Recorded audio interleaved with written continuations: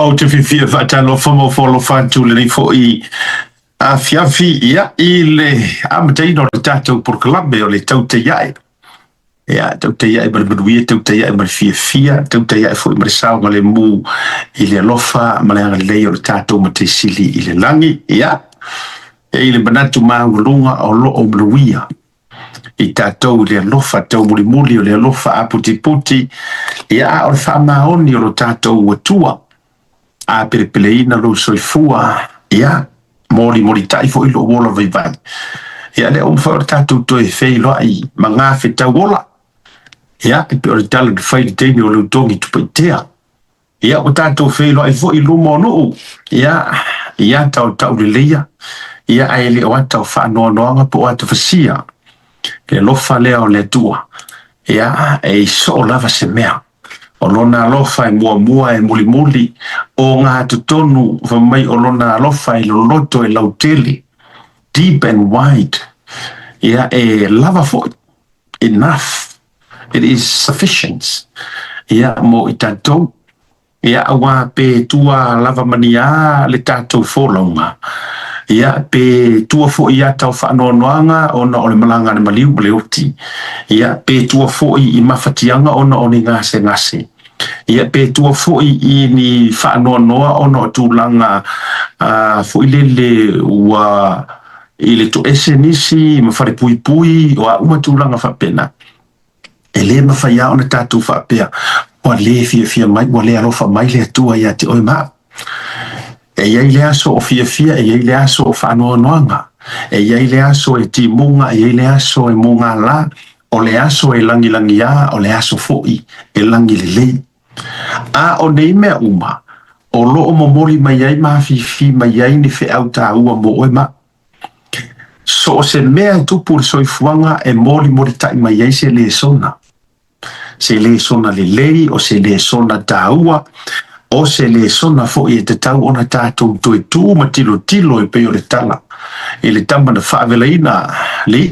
ia I sala fai mai te tau ona tātou toi tū ma toi tilo ma toi au talu pe mafua I se a ona te tupu I si mea ai pe ai se a fo I mafua ai ona pe e ola fia I si tangata e le ango ala ko ia I le tua ke ioi lau tarare awalanga I le taimi e pe fōringa mai e strako tangata tātou a tele o tangata fo I le e o I le loku whaia sao ngā mea o le loku o a uma mea uma rātou te whaia ai pe fōringa mai e le o iai si tūlanga o se fia mangi manguia o la kōmoua ai pe atawa vai atu tangata fo I e o ngā mai araka e ao au lia fiafi e pi se a o se faresa ai e se le ola fia e se le ola fia e mafua I se a e iai le sona o mea uma e iai sa vali o lo o momori mai tua o tūlanga o pōpuanga ia maybe ona o tangata I tau te leipo inga whamai o ka ngaka e o e ai pia e ula e whamai e o e omi o a uma au tangata nei o le lei o lato loto ia le anga e whape ngā le soifuanga maybe e te vai atu e ola fia e ola ori ka ngaka e whainga ruenga masau inguingulanga wainga inguinguanga mai vaeva e le haru se wharesa ai ao o inga whai misao ngā mea le loku po ai kokongi anga kaublanga manga se furuwai a o le lei o le loto maybe o le mafo angana ngā le inga strako fo I ka kou liskaimi wa ova fo I le mamafa o le fusiua wa ova fo I le mamafa o le pelaue wa ova fo I le mamafa o ako kusi kusi pa ia ma mea uma a o le leanga I o le loko ma nei ai o le matou le sona I le aso sa kengi sa ua wai e le kalesia spiritual opa I o asa ngatai I le wā rota le mapusanga I nei Amerika I Utah o le wā rota la o le matou le sona la kwa koe o le na o ina le whaia o ngase matou whaia o le sona fo I le o angi ako maa o angi ako maa le ke avea le amo oi o ani ato maa fu i o le e afu me le so ngai le tala fa te taula au mai fa mai o le ato a o nga e al kamikiki kangor kamikiki ku oi ko ko ia le ato Yesu i tono na ato fa ia ai waru la ia wa ku oi ko mama o le mea la wa ku wa mama fa maa wa kaule aru lai ruma pusa wa kasile la ai ruma ai rua la ai kua pe kasile la ia ai koruso no muri o mama fa o avenga ma fa mai la ia o tau filifili ia le tamai titu fa tulon tama filifili po feo mea ia e ave ese ai akangia mai wa kau kangor ka mai kiki o manga or kama e ave ese le ko Yesu ioi mai ese le ko Yesu me pepi o mea nga o fa mama fa ile ave man ia la io le altele no vai man io fina na lon fatia o ako ma o angi ako ma ie ke fero lo ima oi o angi ako ma ke fero lo ima oi o ie fo Yesu ko ako ie ke fero ima oi kasi ako ma ka ke lo ka ika o ato ma ia le meo le o lo nguku oso ia. E mi se meo whawhinga kai kōrua. Ma ako maa o le loto leanga. O le meo le ai O meo le loto le wha ngalo. O meo le ola fia puli. O la walanga o ka kōri o nangangi. Pie paua mea e te nofo fuatia i le skangaka. Lako hea o karale. Ai va ai ni riska ngaka e pe ka udo e ingo piasiaka fale kainga usanga onga e fa longo al kala e ingo piasiata alla olangi mele anga bo lo mafufa ya esa roka alla gi bele anga ho iwa mafufa ke ero fa mai ia mai morkani ka pe fu ka iska ka le bai kusa waka ko fuakia le ma le anga o riska ngaka o mai fa mai e upia e ke alo fa mai fa pe a le ula ia anai mai mau yo sikama manga a fa so mai ni mai mau e kapa ma ke ia le wa e fuakia le kamali anga ma le yo riska ngaka o me a se sili le ke fa ya ku ya ki oi ai fa maka e loko le ia kure ai ka pa amale ai pia ngai no le loko le anga ora wadu le loko le ke awa o tangata i o te vai e tunga e si i mau le ke lokai so le o ke fai aku o fuinga lau lovo vale mu fai mai kara le ako ka o kai o ke o foi fale saali le ko upu ia me la le na te fai atu awa ki kako lenga e iri kanga kai kifa o nga o le loko a lofai o le loko foa o le loko le loko le anga e fiu les kanga kai komu aku ma fa le anga iris alai ngale vai don't worry he's okay she's all right kiloi ele fuakia ele fa Yesu fa ele olanga se te sila nga avor me nga rengo ki Samuel fi ngong kama foi fanga wa yesi nga wala ku Samuel kilo le kingo ai fa mai le tua Samuel o ke leva ai pe o nga e sila o le kingo o fafo maso o ke kilo ko kongo e se kanga ngai ke ar fili ko ya du kasi fa ya yesi pe o fea o ia kamera kiki ai su nga banga me la ngo fo kamano la ngo fo yu kal fo vo ile yu ka ko ki avi e sila le tua ile loto vai na o ngi ke we vai le anga kanga kai o nga ai uma enga saole o nga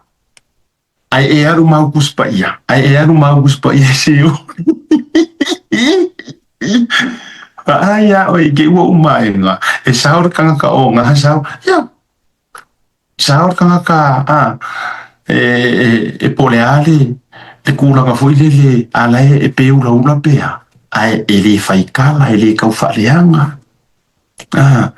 ele lotu leanga ele o mea umanga fa malo si mo tatu o ame kukupu fo yo resoi fuanga e yo mafuanga a fai fo o finga ngano le tua o ka kau fo nga swing ya wo ke minko ai kasi le va nga kinge ya oi le vang fai ya kule nga le tua arbe se mai ya o kamanga ngai ke pi ai o kama fo nga ngai ke ro kule ngai o kama fo nga o ke nga ngai a yeah, if I feel we've been friends since young age. If I feel we were like family, we were like brothers and sisters. Yeah. Ik heb hier mga oi prove la ukala le oi brothers and sisters maleanga va. Kay mo maapilo. O le unua I siblings lavalia.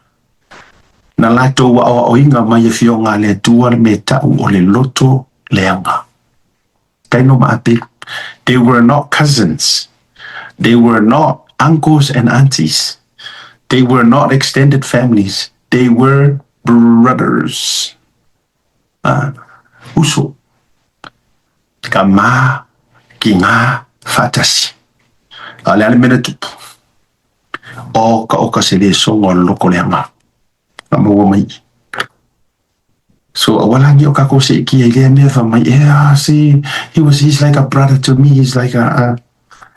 o musuia o ele tua me a e lo foi o ngai ki poronga le mea ngai ki poronga ai suise si me ke aru ki sa ro foi a ele o vai a kwa e poronga lava ala e poronga ia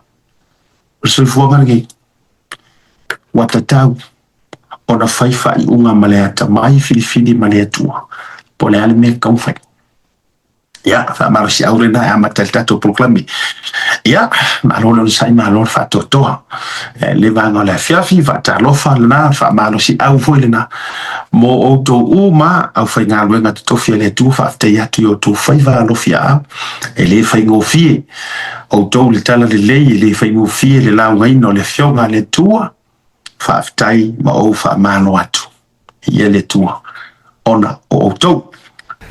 Karo fa siak ya fagalo fakule le tua ya ile to ai tonu ole sa fo lau sunga le li fatama o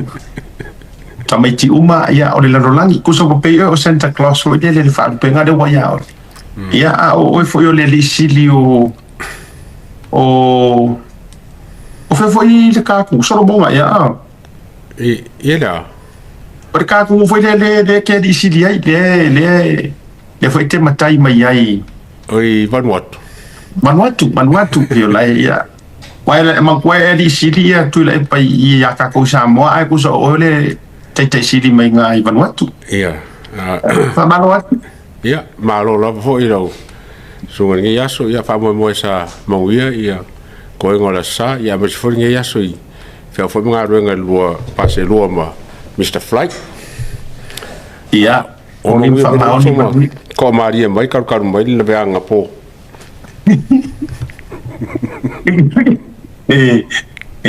no fo falai male ya o te ro fo te mai masani la fo e join mai tanta mata fai tu la muri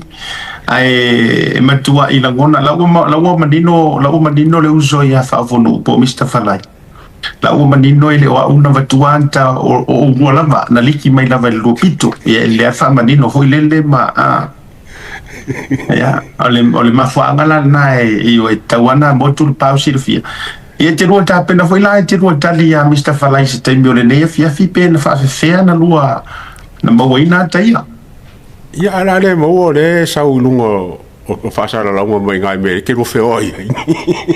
pa pe ngia ka ngapu nga ka ke lo o mo lo ya ya tu la walunga o ifo elo ai le sang fia o le to tele le tautua o le no to fia tu so le nga o le tu lang fo le nga la fa mali ina le tofo I mea ai le na mafuai no ifo ia tamaitai masi i le uso ia ai ayo ya malo me ka ua ia le whainga papakiu wa ku lewa sang mai au i ko maranga mo la ku ia oi o ba ku on manga ia le pichi le ko wa ku langa pu e mai la ko wa fai ko papakiu ma ia ma ko wa ai ma va fo le fa fonga la ku ma ia ke le sa nga a fonga nga a wai ia ka lo fa fo ngai mai e lo fa nga ia e ki ngara mga mama ngai ka so le ai le mo fai le ke ve por yo no fa le ko ngani ela mo ai so fo fa mama e ma lo si ngai ka ya wa ya le wa ma va ai ko fa fonga wa i me le mo ai fa ma no e ya to o le wo ba ya tu tatu amata mai ai le tatu amata mai ta fa so le ba ngala fiafi ile tu langa lea o va ia tu ai le case lea na tu le case foi lea ale Hrpp le lau te ave ai le fainga malo por fast e tu sai o le tofia ina pa le toi feso ia ina o tu langa o tai fono fa vai ia ona wa au ki mai ia tu langa o le release anisio o newspaper tono tato kutunu ai o le vaenga lea o ke kau fai atu ai sino vai o le ka te whaita watu a Samo Globo le fua ia ila uia whaita watu e tu sai o le reporting au mai te tonu o le whare whaamasino. E atangia mai e fōlinga mai o lae e la lango le tu lango o le whaamasino ngā ma le whaamasino e iai there's a case to answer rather than kongi whafoi ko inga mea nonsense. Ia, so vina ngaro li atu. Ya, masalo la melenga lenga faunga ia King's Council po KC le case le why or I think o KC Harrison ngai ku mo le Hrpp ia KC Keith le ku mo le malo a ko malango le la funge le ka ko lo yesili ai ole finga wai ia Harrison le ku mo le Hrpp o lai finga o folele e longa ma ko folele o ngai me uma lava o fa por kiki ai o le fai le anga ba o ka kaunga o mia le kofile ya vese la me fola le fa peole wala kumale pe folinga mai o le kaunga nga pe a jali mai kua le ko i wala vale ka kangoso ia asiaka o le fa pe folan kala folele wa le fa le nga inga le ia la ko sa fai la ko kusi ai le interviewinga e fola fa longa mele wa pe folinga mele fa ka le mele il ko fa fu la le nga le ele apalai ale foi man kala fa pe o foi la ka apalai a interview le fun kongi fa pe o nga le ka wa nga ia le funga ngele lo ia le ale funga ia ale Hrpp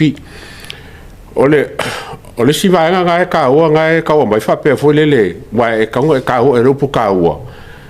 nga ka nga ese kali ale al malo i meia wa fonge wa langa mai le e fonge ke sila fa pe fo le ia se me wa fa wa approve longo winga wa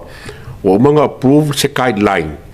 o se awala fo le e fa nga solo ia fa karanga ia e la ko nga kula e so kula fongo le menga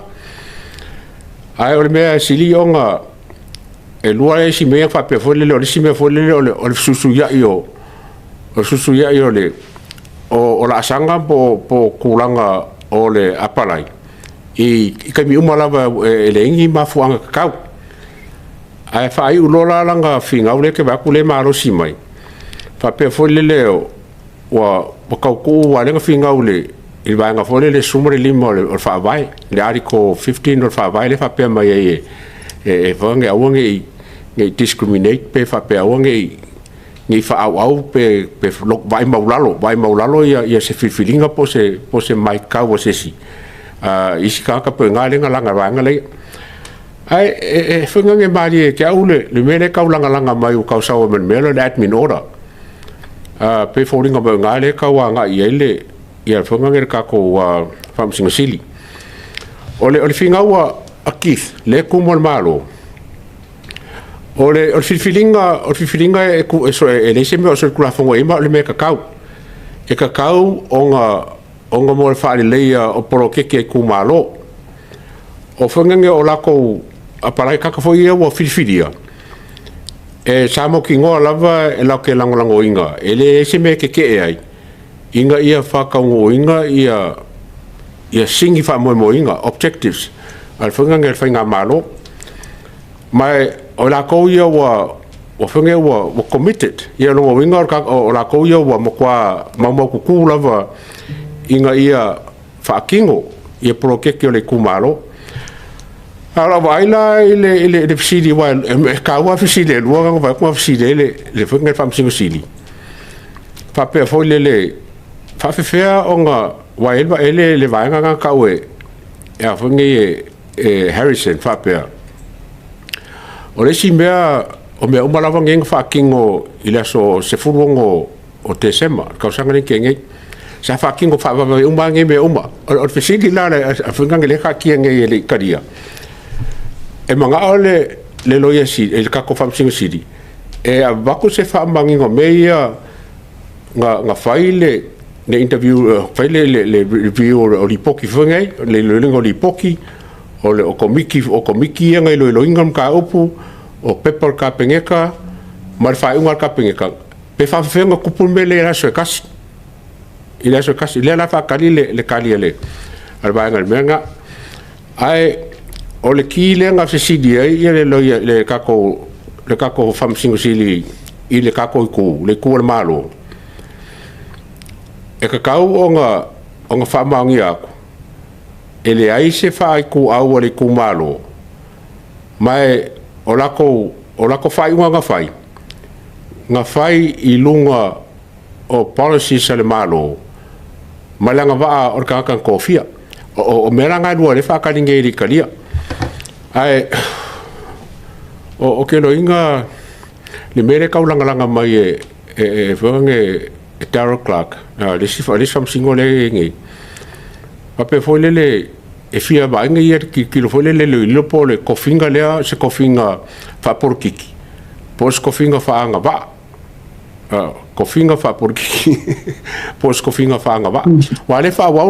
le fa wa ngele le fam singo ai pe yo si ka nga le la nga ile ke ba ko ofisinga le manga o ye fam singo e ba ko se kali mau ku la va alo yengi e kali la fisilia ma lo fa tai tele wai ola fai tau fo ile na te lo le tau to fo I panga le fa fo ma wan ta to no I to lo longa e o foi la le vai nga fa ule na so no mai ile fisilia a Darryl li ato Darryl Clark po ni to finga fo ile le fa por kiki po ni to finga fa ale to mai nga va ya vai ya te fo eu tele wala nga le ata to le to lo ma ta to fa te tali lo si te me o mai le ya o to finga nei le ya to finga fo ia fa le malo ya e tu sai o la to finga fa vai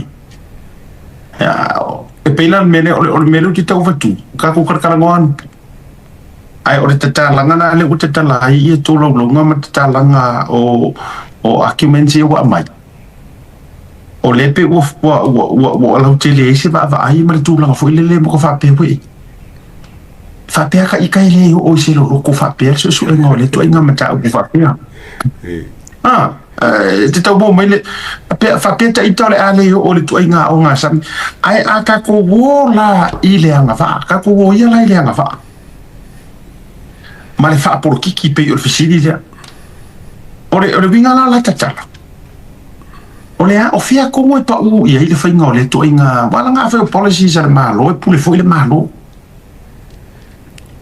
ai ata to wo la fili nga fa pe nei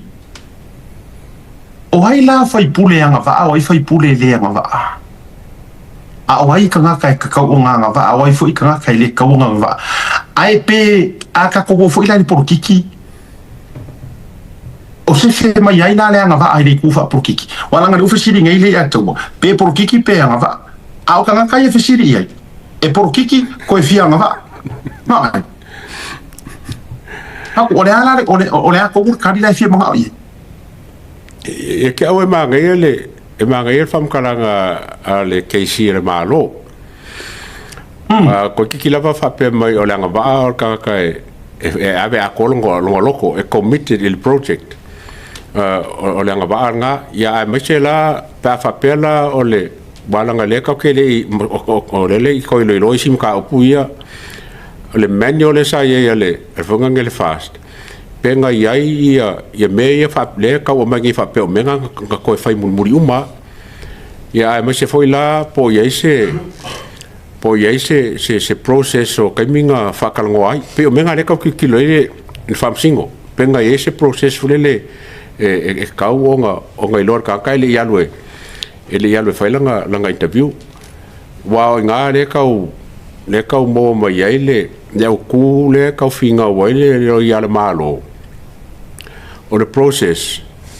o le whakarangoa o le apalai whakarangoa ma whai loa mai e ke committed le mea o mea langa ele i whai er ko iwa a langa le whinga o vaenga whapea ngā langa le whai ko iwa langa o le sewa ngoa interview wai a la langa ya ku ia la le si vaenga lenga interview a ele i kalianga i wa mea whapea interview o e loko ngā langa aduenga ele whapea interview o ngā moki ngā ele wai moa ngā aduenga ke le kaka interview ele moa ngā aduenga le la ver ko lima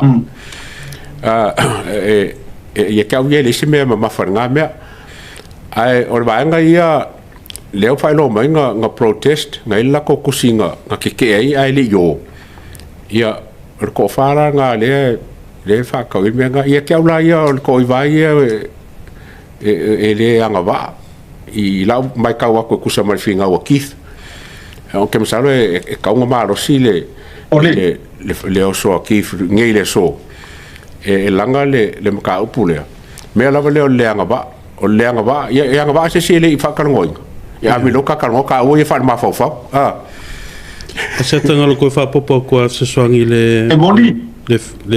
manatua le sunga le ato e anga I va ngai o pikia me foi le article ya tato mantua fo the people elected the government, not the opposition, to implement the policies. A whapea o le eleki ia ka ngaka vongale e o whaakingo ia blokeki ia, but mo koe mangingo a le trusting. Then, you know, what does the government do then? O le si part o le whingaunga le lo ia me le siku. O lo whapea mai, e lei ma se opposition o ko kongu o kai whongo. But I believe this is incorrect because I always thought there was 3 or 4. Am I right, Asiata? Yes, o tu ia. Yeah. O Graham Tiatia. O Tayo Liseu. Ia, makuala nga lewa e nga kofi Tayo Liseu langa include mai o la HRPP. Ia la fiongo fe Tayo Liseu. Ia, ma kamalea le moka o foi. Len kai. Yeah, Victor le natai. Yeah. So, you know, not all like o le whingaunga le whape me kong article me le lo ia o le siku that not all HRPP members were excluded. I mean included. A le whingau kule lo ia le malo that they were, and the Prime Minister publicly stated that 2 HRPP MPs who applied and met the requirements were appointed as DDC chairpersons, which the government points to as evidence that the process was not an outright ban on opposition members. E pe le mela finga meia le tule le HRPP. O le si foi mea le atoma se ato le tulanga le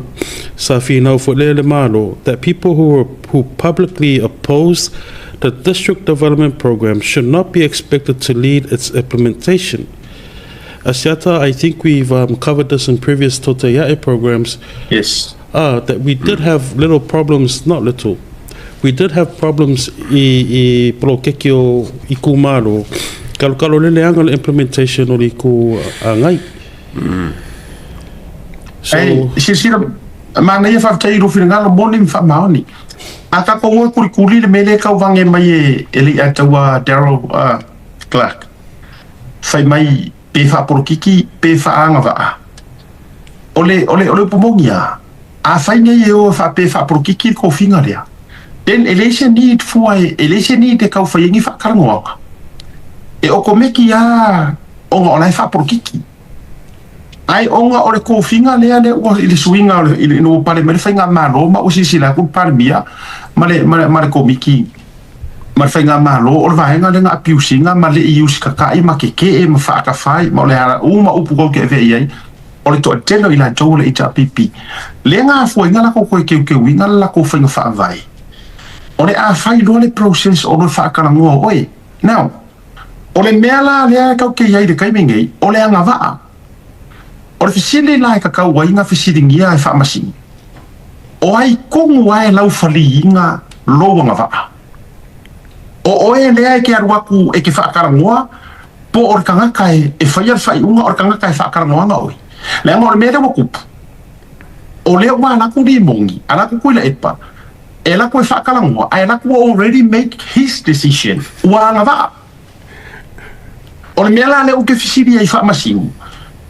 o inga ka kau la yer ko fa masingo o ai ko ka ngaka e ngaki faiar fai unga o menge yo fa karangoanga o anga va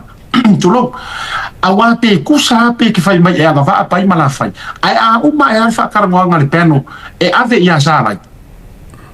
o la wa meet le requirement pe kau ke ko mumui ai kua e le ai ma se si waru challenging ngai mea fa pe ngai e vai le history o so waru e ke apalai sa unga ruepa kosa pe ke anu ke aparai sa nga nga a e loa o oe makua se lau pasenge o le ala poa ai a sa fa i uma e maua le ala kiki pe maua le a le songa vai le nga ruenga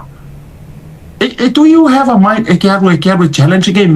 mai ka ngoi underestimate le ma fo ka nga ka yo le o mai le ki fa fa ka nga me o inga e ka kaunga sila ko ai fa masimo kusa ore makua fia pupule fia popoko ore uri ia ore mea ngai o foi lo loko ia ko inga fa ko fara inga ore fisilia dero ore kadi o fai le anga va ele fai anga va por kiki ngi fai ngor kofinga yes even though o kangaka ia e fili mai ai o kangaka nga run ore keywords nga run ni fai nga parka so obviously o la ia fi mai ko kongu they are politicians a ole singi markaua e fai ilunga ole anga va ia meet le requirement ole mele kupu ole alaku ole ono fia poko ole laku kanga ka manga o ia ka mai ai aruaku e kule e nga interview longa fia poko e ala o saudua anu ave kula fongo a au koe fa o pole melia mo rika valea mo rika fa valea ia ke wala e ku maua ro karkonga o le waste of time le ko inga case a o ke le loi fa masingo le foi la vi foi fa yo na ma fa fonga o le ape ya o le ka ano le paso foi a o le simple dia kasi al visiti o ai ko e lau faliinga o ai ko e fa masingo inga lo nga va ape ero ke interview o oe por kanga ka fa karma o a sa ro kadi or kanga ka fa karma o ya puronu ya fa mer povi o marka ko case ma ainanga la refused vai foi la nga mai la laura la iki laura lango ko ole laura va le or peno le nga ko fa fa karngo o feangi mea e ke aro ke fa nga ruenga a ele ko reject mai o ke le mo wase mea yes ma fa nga sa la lau foi ngi a lo wa a ver fa masingo e ke wo ma e fa pui ko fa ringo ro fia o la nga te ki le iro ka pule le to ma nei